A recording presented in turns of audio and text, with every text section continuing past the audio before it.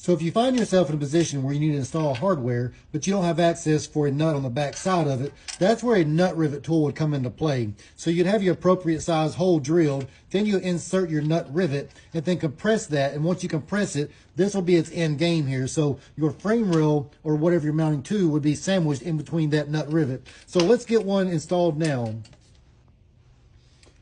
It's preloaded on the tool, and we can slide that in. The tool is designed as a 14 or a 16 inch. So all we need to do now is compress it.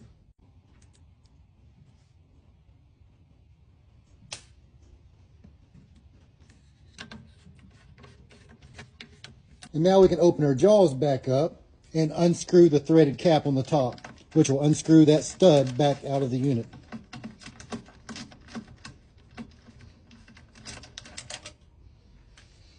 And that easy, we now have a threaded insert into our frame rail.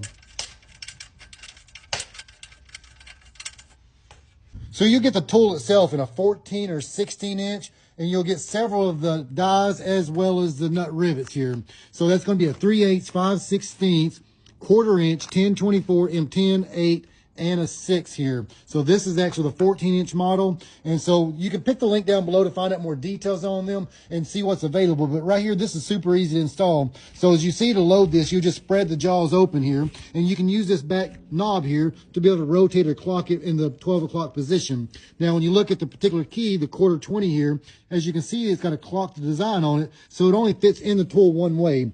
So once you set it down in the tool, now it's nice and flush all the way around. You take your cap and screw that on top of it.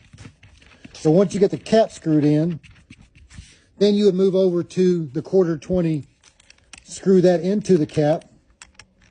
Oh, lefty. Hold your mouth right.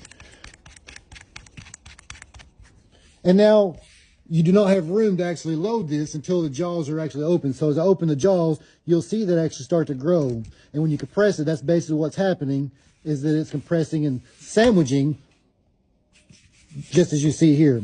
So now you'll take the fresh one, load it on there, and then you are ready to actually load this. So you've got it loaded and you've got the jaws open. You're ready to now install. And once you compress it, that'll be the end result. But this is a super handy tool in the automotive, trucks, trailers, several, applications for it when it comes down to it. But check the link down below to find out more details on it. This is one sweet kit here.